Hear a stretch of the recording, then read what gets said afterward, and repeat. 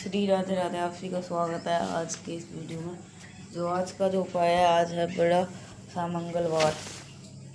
ठीक है, मतलब जो आज के दिन है, ये जो उपाय है आप सभी को कैसे करना है इस वीडियो के माध्यम से सारा कुछ बताऊंगा। और कर्ज मुक्त हो, और जो जितनी भी धन पैसे से जुड़ी समस्या होगी वो होगी ख़त्म। ठीक है, ख़त्म हो जाएगी आज से ही।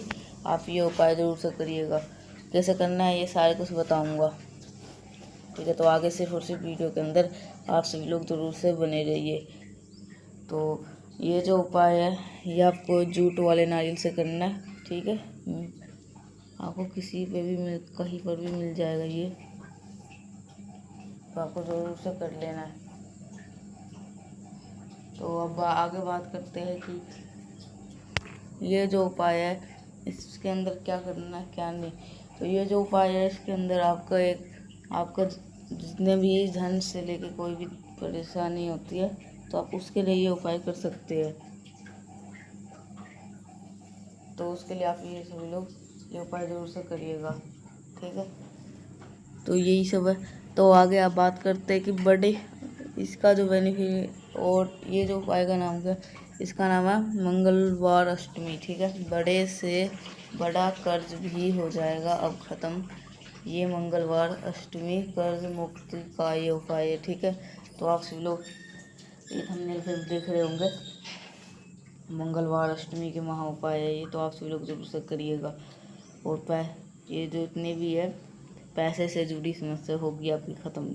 तो ये सारे जो समस्या है वो हो जाएगी आप सभी की, पैसे से जितनी भी ख़त्म। पैसे से बहुत सारी दिक्कतें हैं, जैसे कि किसी घर में कोई पैसे की दिक्कत है, किसी घर में किसी और से पैसे की दिक्कत है।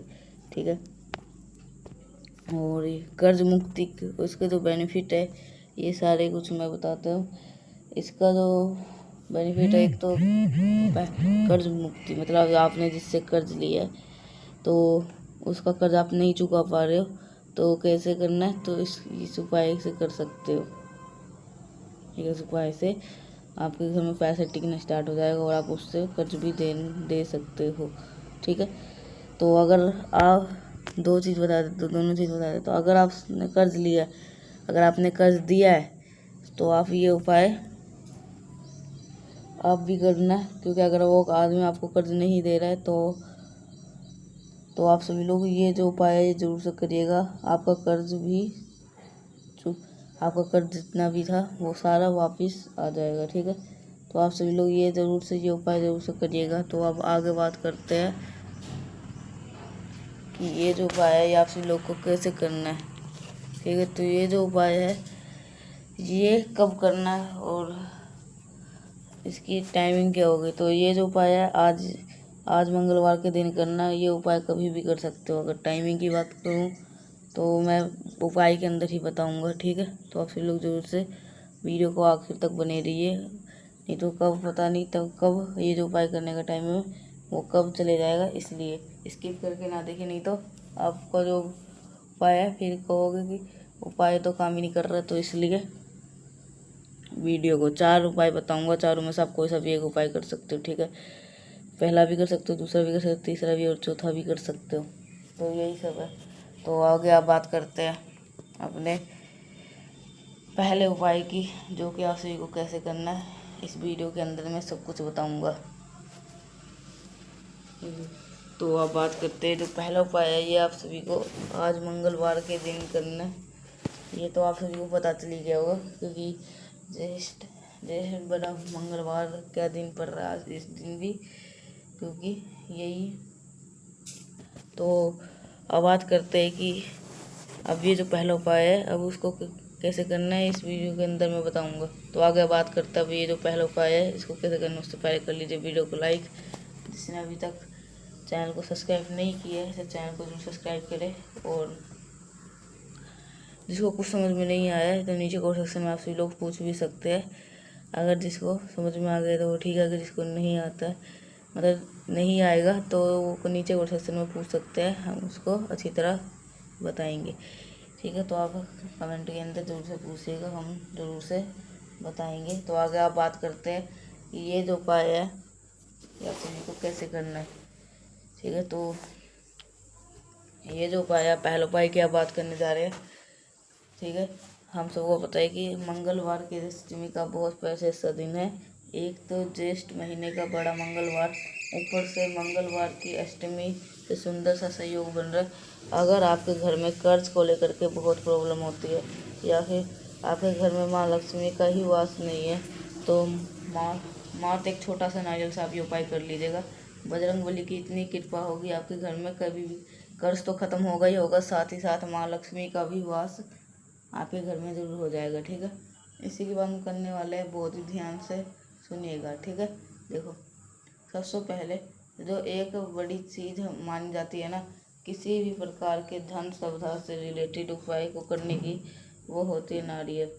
नारियल आपको पता होगा कि दो टाइप के होते हैं। एक तो होता है नारियल जो हरा भरा होता है, पीने में काम आता है।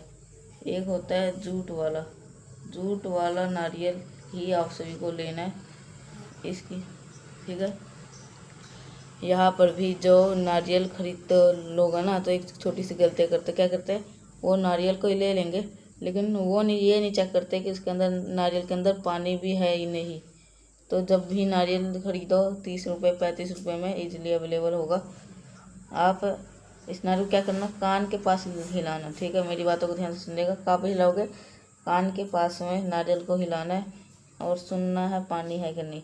पानी वाला नारियल ले लेना, ठीक है। ले लिए, लेने के बाद एक चीज़ की जरूरत और पड़ने वाली है, और वो होगी इस पर मूली। हमारे तो मूली बोला जाता है, आपके यहाँ लच्छा बोला हो, लच्छा सूत बोला जाता हो, जो भी बोला जाता हो उससे मतलब नहीं है, ठीक है। अब आपको मेरी बातों को बहुत ध्यान से सुनिएगा। अब आप इस उपाय को, पता है, दो लोगों पर कर सकते हो। अगर प्रॉब्लम आपके घर में है, यानी कि पैसों की दिक्कत आपके घर में है, तो उपाय घर में कर लो। अगर पैसों की दिक्कत आपके दुकान में है, यानी कि व्यापार में स्थान पे है, तो आप उस उपाय को वहाँ पर भी कर सकते हो। बस थोड़ा सा नियम समझ, आपको सिर्फ प्रॉब्लम को लेकर के, ठीक है।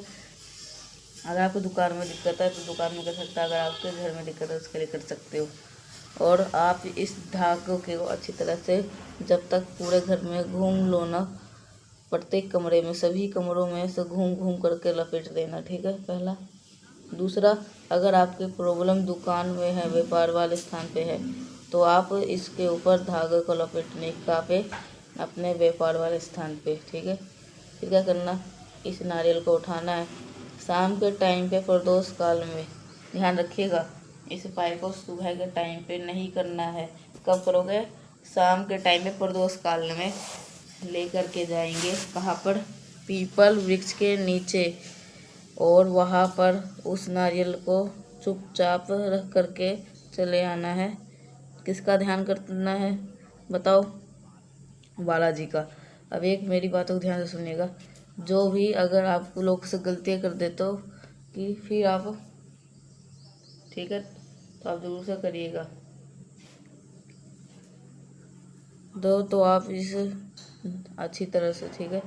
तो आप सभी लोग शाम के टाइम प्रदोष काल में लेकर के जाना है पीपल वृक्ष के नीचे, और वहाँ पर उस नारियल को चुपचाप रख करके चले आना है। किसका ध्यान करना है बताओ, बालाजी का। अब एक बात और ध्यान से सुनेगा, जो आपको गलतियाँ कर देते हो, फिर करते उपाय इतने कर देते हैं, हमें कोई फ़ायदा नहीं होता है।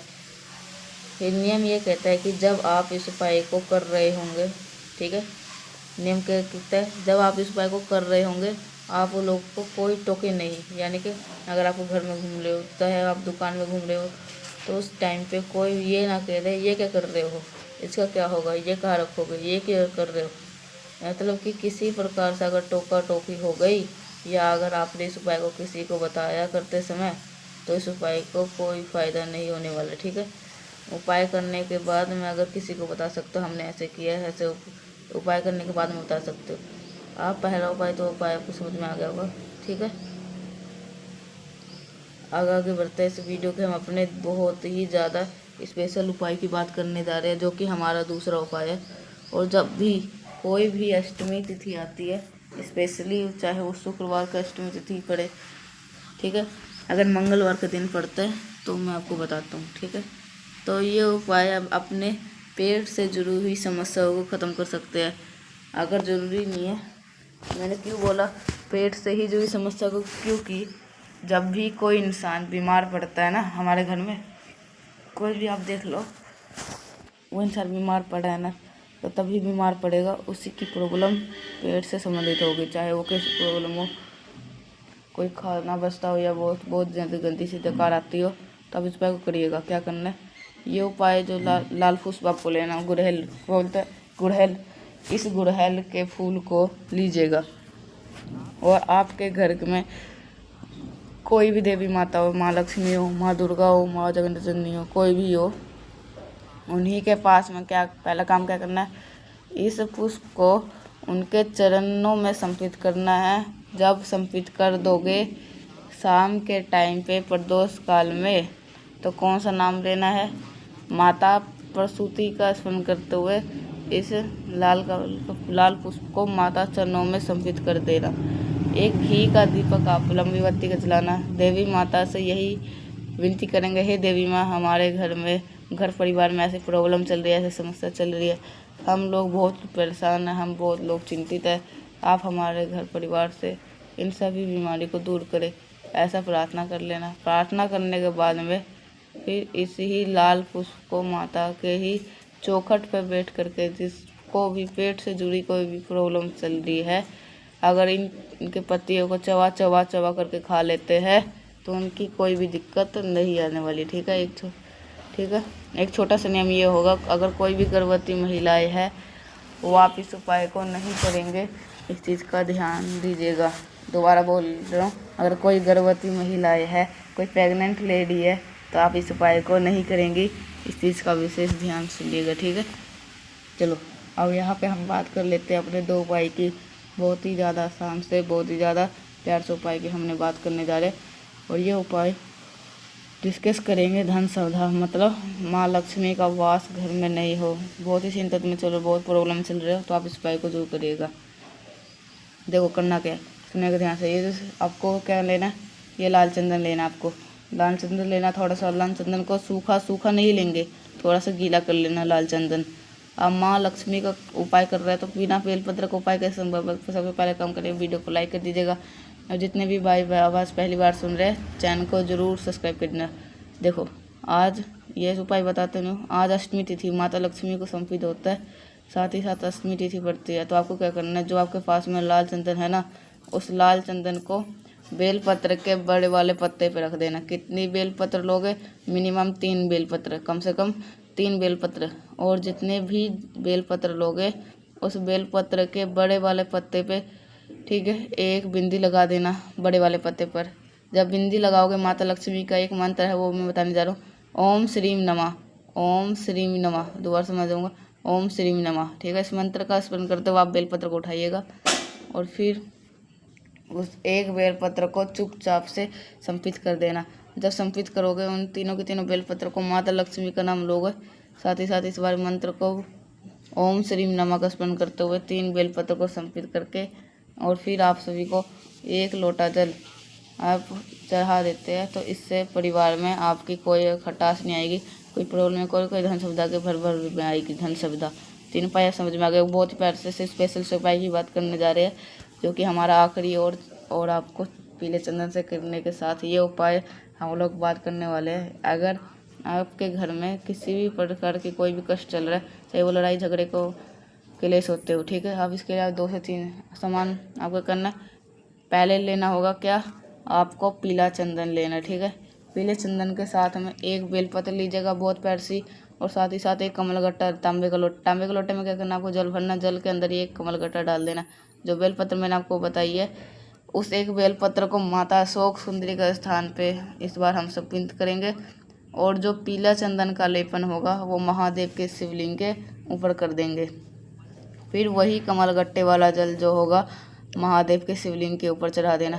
यही बहता जल बेलपत्र से नीचे गिरेगा, जल को रोक लेना, अपने पूरे घर पर कुंदकेश्वर महादेव के नाम से अगर छींट देते हो तो घर में सारी परेशानी दूर हो जाती। ठीक है, तो मैंने कोशिश करी आप सभी को अच्छी तरह उपाय समझाने की। अगर आपको उपाय समझ में आए तो नीचे, अगर नहीं आए तो नीचे को सेक्शन में पूछ सकते हैं। अगर और मेरी आवाज़ पहली बार सुन रहे चैनल को जरूर सब्सक्राइब करिएगा, और वीडियो को ज़रूर से लाइक करिएगा अगर आपको वीडियो अच्छी अच्छा लगा हो तो मिलते हैं हम सभी लोग नेक्स्ट उपाय के साथ। तब तक के लिए आप सभी को सही राधे राधे।